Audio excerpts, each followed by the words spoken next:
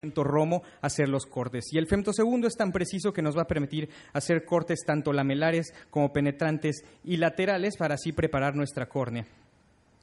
Y aquí podemos ver cómo preparamos la córnea con el láser de femtosegundo VisuMax en el Instituto de Oftalmología.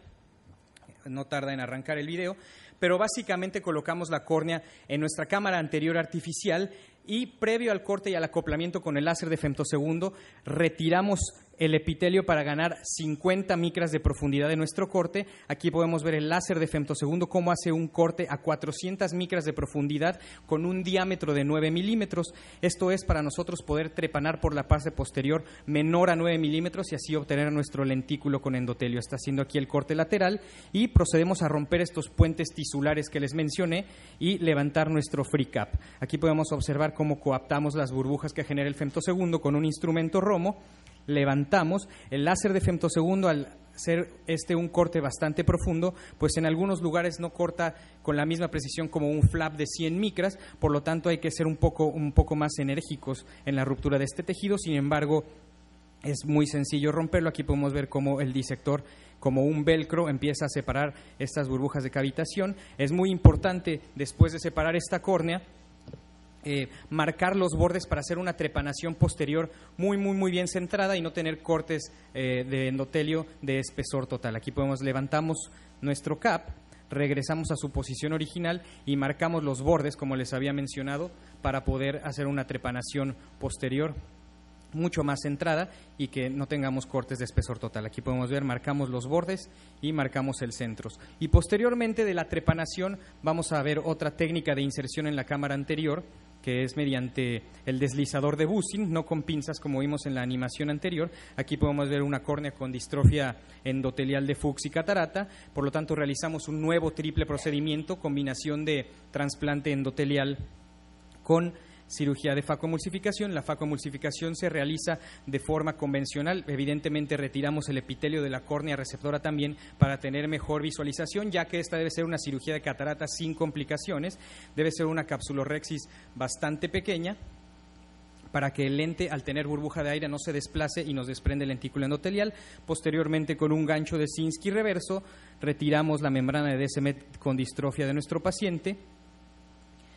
Podemos observar de manera fácil, se realiza una descemetorrexis como una capsulorhexis invertida, rasgamos en la periferia y mediante unos forceps invertidos, unas pinzas invertidas, retiramos el resto de membrana de Descemet, realizamos una incisión inferior a 180 grados de nuestra incisión de faco, por donde introduciremos nuestro lentículo de endotelio. Aquí podemos ver, retiramos la membrana de Descemet que expusimos sobre la córnea, colocamos un mantenedor de cámara anterior que debido a la grandeza de estas heridas, para que no se colapse nuestra cámara, hacemos una incisión de 5.2 milímetros a 180 grados de nuestra herida de faco. Aquí tenemos el deslizador de Bussing, ya está trepanada nuestra córnea preparada con femtosegundos y procedemos a separarla del cap, del trozo de córnea anterior. Aquí únicamente ya tenemos el lentículo posterior que en el deslizador se plegará para poderlo insertar en la cámara anterior y posteriormente colocar la burbuja de aire para dejar la nueva córnea, como aquí podemos ver, en la receptora. Aquí podemos ver imágenes de OCT posquirúrgicas de nuestros pacientes. Como pueden observar, el grosor es bastante uniforme con el femtosegundo, a diferencia de con el microquerátomo. Esto es una de las grandes ventajas del femtosegundo, ya que el microquerátomo, al ser un corte mecánico, nuestra córnea donadora tiende a tener unos bordes mucho más gruesos que el centro, generando defectos refractivos. Incluso en la parte inferior pueden observar qué delgado queda el lentículo. Aquí podemos observar de nuevo, este es un corte un poco más grueso, pero el corte es bastante uniforme. Las ventajas: tiene menor pérdida de tejido, no hay perforación, no hay cortes irregulares, no hay pérdida de presión como con el microquerátomo, la profundidad está más controlada, es independiente de la presión y la velocidad, y con los cortes ultradelgados que se pueden programar con el láser de femtosegundo tenemos una mejor agudeza visual final. Incluso podría llegarse a usar en el futuro un tejido para 2 receptores y únicamente una ventana al futuro que en algunos lugares de realidad estamos también diseñando y haciendo cortes para hacer material únicamente de membrana de Descemet,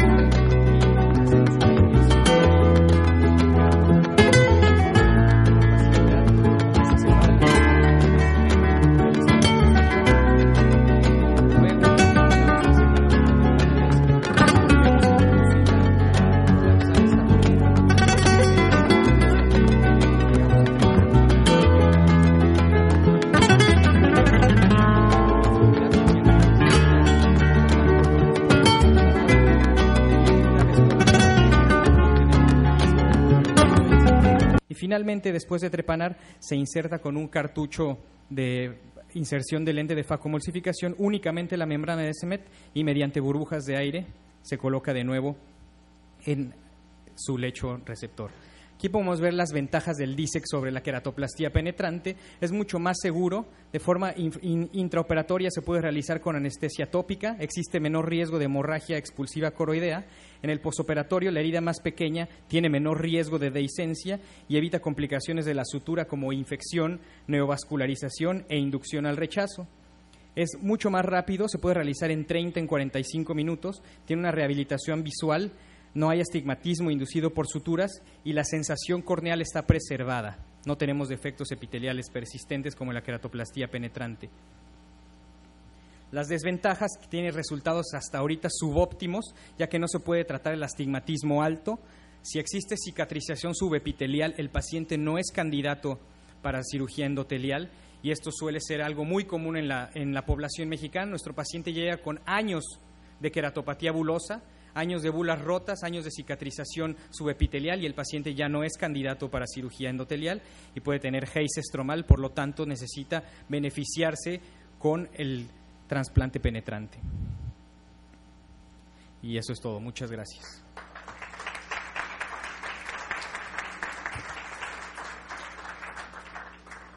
¿Alguna pregunta del público? Sí.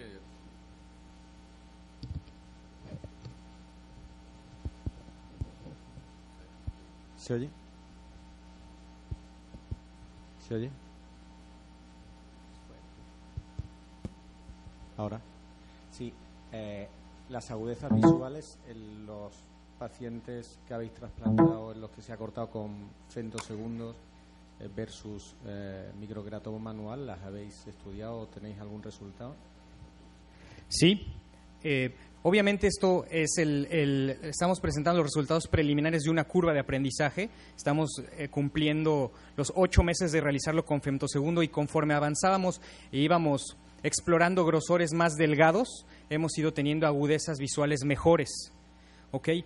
A diferencia del corte con microquerátomo, tenemos más predictibilidad con el femtosegundo, ya que el corte con microquerátomo sí da un shift refractivo.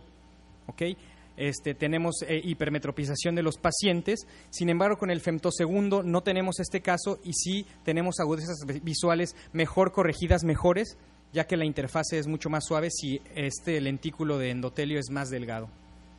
La experiencia que yo tengo con femtosegundo es toda la contraria. La interfase es mucho más irregular. Yo creo que porque las energías no están testadas lo suficientemente en estos láseres para trabajar, como tú bien has dicho, a profundidades muy altas. ¿Con qué femtosegundo trabaja? No, he trabajado con el Femtec hace tiempo y lo dejé. ¿Sin intereses comerciales? No, por supuesto, por supuesto. Pero estoy trabajando ahora con el FS200 de Alcon y mi experiencia sigue siendo la misma. He enviado los cortes a microscopía electrónica de barrido. Ajá. Y los lechos son extraordinariamente irregulares.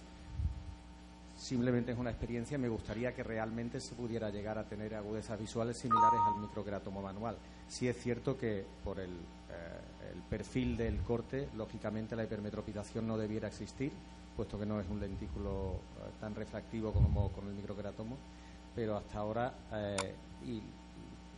por lo menos en Europa, la gente que yo conozco que ha estado trabajando con femtosegundo, la experiencia no es buena con cirugía de esa. Sí, la tendencia de los que trabajan únicamente con microquerátomo es realizar doble paso del microquerátomo para hacerlo más delgado. Sin embargo, en nosotros, en lugar de llegar a hacer doble corte con el microquerátomo, llegó el femtosegundo y le apostamos más a esta tecnología. Sobre todo porque el femtosegundo con el que contamos tiene el spot más pequeño y un poder mucho más alto y apostamos a que tendrá mejores interfaces. No tenemos acceso aún a microscopía electrónica, sin embargo, por tomografía de coherencia óptica, que no podemos ver la interfase realmente, pero podemos ver los grosores y la coaptación, pues tenemos resultados que serán prometedores en un análisis posterior.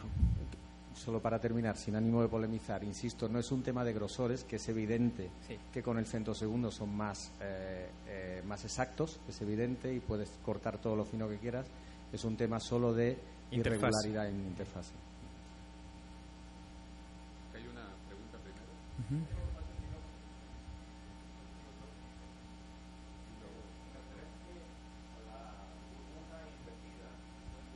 Hablando de la preparación para el DIMEC, que nada más vamos a cambiar Descemet y endotelio, sabemos que las córneas jóvenes se dificulta muchísimo esa maniobra.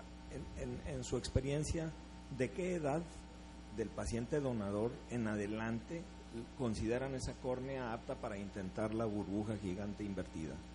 De hecho, basándonos en la experiencia del doctor Busin y de los iraníes que nos enseñaron esta técnica, que ellos ya reportaron que es mucho más difícil en córneas jóvenes, lo realizamos en córneas mayores a 55 años siempre. Como corte inferior, tratamos que sea... Obviamente buscamos las características ideales. Es difícil encontrar córneas arriba de 60 años con una buena cantidad de células endoteliales que estén preservadas correctamente, pero ideal arriba de 55 años. Doctor, ¿cómo están estimando o buscando medir el impacto de estos nuevos procedimientos de buscar tejidos más delgados en función de conservar el endotelio?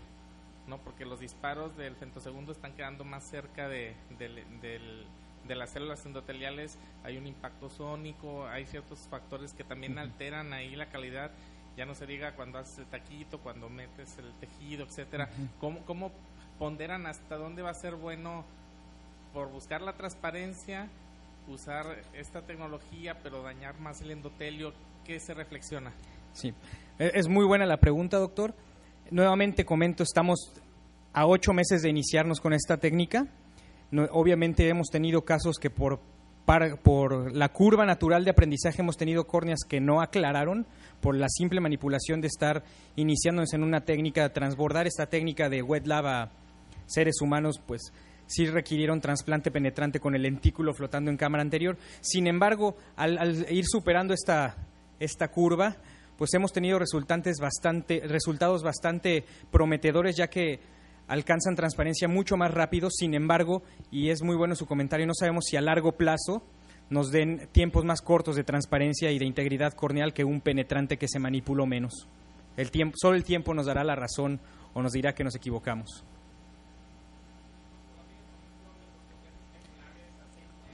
Sí, de hecho, a 6 meses solo tenemos 2 pacientes, llevamos 8 meses haciéndolo, y la microscopía especular, haciendo comparativo con nuestra base de datos de microscopías especulares de córneas penetrantes, sí hay una disminución, una caída a los 6 meses mucho mayor en el de SAEC, y los reportes de la literatura a 5 años dicen que a 5 años más o menos se equiparan, se emparejan. Sin embargo, estamos, tal como lo describe la literatura, teniendo una caída a los 6 meses en el trasplante endotelial. Doctor, muchas gracias. Acá. A continuación vamos a tener un receso de 15 minutos. Vamos a aplaudirle. Regresamos a las 5:15, por favor. La Secretaría de Salud emitió lineamientos para regular con mayor precisión la manera como se distribuían y se asignaban los órganos. Esto es el camino que seguían los órganos y los tejidos donados por personas a partir de personas fallecidas para llegar a los pacientes en particular. Estos 3 son los lineamientos, las normativas más importantes relacionadas con la donación y los trasplantes en nuestro país. Insisto, cada país ha tenido su manera de abordar los problemas, siempre en la medida de que los procesos van avanzando y conforme se va dando la práctica de la ciencia y de la medicina en nuestro país. Y entonces esto tiene que ver mucho con los conceptos que se van manejando. En la Ley General de Salud hay un artículo que da muchas definiciones y yo me centraré solamente en recalcar la definición que en nuestro país aplica para los trasplantes. Y se considera un trasplante en México a la transferencia de órganos, tejidos o células de una parte del cuerpo a otra, de un individuo a otro o incluso en el mismo individuo, pero la característica fundamental para que sea considerado un trasplante es que esto se integre en el organismo. De la revisión que haremos es también importante señalar que en México solamente los establecimientos que tengan una autorización específica para desarrollar actividades relacionadas con la donación y los trasplantes pueden ejercer estas actividades. En la lámina que les muestro se señala, de acuerdo a la Ley General de Salud, cuáles son los establecimientos que requieren una autorización sanitaria. El mensaje fundamental es que aquellos establecimientos donde no exista una licencia específica no pueden desarrollar este tipo de actividades. Es decir, un hospital no puede hacer trasplante corneal si no tiene una autorización específica de la Secretaría de Salud Federal para desarrollar estas actividades. No se pueden obtener tejidos ni órganos de personas fallecidas ni de personas vivas en hospitales que no tengan una autorización exprofesa para ello. Aparte de la autorización, cualquier establecimiento relacionado con estas actividades requiere tener un responsable sanitario. El responsable sanitario lo decide el propio hospital y lo notifica a la Secretaría de Salud, es decir, no se requiere la autorización del responsable, pero sí se necesita que cada hospital notifique quién es su responsable sanitario en el tema de los trasplantes. Otro de los aspectos que han venido reformándose en nuestra Ley General de Salud y que se han venido intensificando es el de la figura de lo que en México se conoce como el coordinador de donación, conocido en Europa como coordinador de trasplantes. Es una figura que ha quedado muy bien establecida ya en nuestro país, muy claramente identificado qué es el coordinador de donación. A mí me da mucho gusto ver que entre el auditorio encuentro algunos coordinadores de donación muy destacados en nuestro país ya. Es una figura que viene creciendo, cuya labor fundamental es la detección de potenciales donantes de órganos y tejidos y la conducción del proceso que va desde la detección de donantes hasta la consecución de órganos y tejidos para trasplante. En las últimas reformas de la ley se ha permitido darle claridad a la figura del coordinador de donación y se dice ya en la ley que tanto los hospitales en los que se extraigan órganos y tejidos como en aquellos donde se trasplanten deberán por ley de contar con un coordinador de donación. La ley también es muy clara en señalar el papel que desempeñan los comités de trasplantes o comités de coordinación de la donación dependiendo del hospital del que se trate, porque también ya es una exigencia de la ley que los hospitales que desarrollan actividades de donación o de trasplantes cuenten con este comité, cuya función fundamental, entre otras, es la decisión del hospital a donde se dirigirán los órganos y tejidos que se generen en el propio hospital y también la definición de los pacientes que recibirán los órganos y o los tejidos donados. Por supuesto, estas decisiones tienen que estar fundamentadas en lo que está señalado en la Ley General de Salud y entonces los comités se convierten en la piedra fundamental del sistema de distribución y asignación de órganos en nuestro país porque son los que vigilan que la asignación y la distribución de los órganos y tejidos se lleve a cabo de acuerdo a lo que señala nuestra normativa. Uno de los aspectos más abordados por todas las legislaciones en el mundo es la donación. ¿Cómo regular la donación? Siempre decimos nosotros que el trasplante de órganos y de tejidos, a diferencia de otro tipo de procedimientos que se pueden hacer en la medicina, tiene como característica fundamental que para obtener este insumo, el órgano o el tejido a ser trasplantado, no es posible comprarlo u obtenerlo, más que la única manera de obtenerlo es a través de otra persona viva o ya fallecida. Esto le da un carácter muy peculiar. Esto le da la característica de que se requiere dar claridad, transparencia y trazabilidad a los órganos y los tejidos que se obtienen de otra persona y además agrega el riesgo sanitario de transmisión de enfermedades a través de células vivas. Esas dos características hacen que la donación de órganos y de tejidos en todo el mundo tenga que ser regulada. Empezamos por el concepto que se maneja en nuestra Ley General de Salud, que dice que la donación de órganos, de tejidos y células consiste en el consentimiento, ya sea tácito o ya sea expreso, para que una persona en vida o después de su muerte pueda donar sus órganos. La legislación mexicana regula la donación expresa diciendo que la donación expresada por una persona puede ser para que se disponga totalmente de su cuerpo después de su muerte o solo de algunas partes de su cuerpo. Incluso en la legislación mexicana se aclara que esta donación puede ser dirigida a determinadas personas o a determinadas instituciones y que se puede incluso, siempre y cuando sean factibles, esto es algo que siempre hay que tener muy claro, una persona que es donadora no puede expresar en su documento de donación cosas que no sean factibles de realizar, pero puede expresar incluso las circunstancias de modo, de lugar y de tiempo. También se señala que los disponentes secundarios, esto es los familiares de la persona donadora, pueden otorgar el consentimiento cuando el donante no pueda directamente manifestar su voluntad al respecto.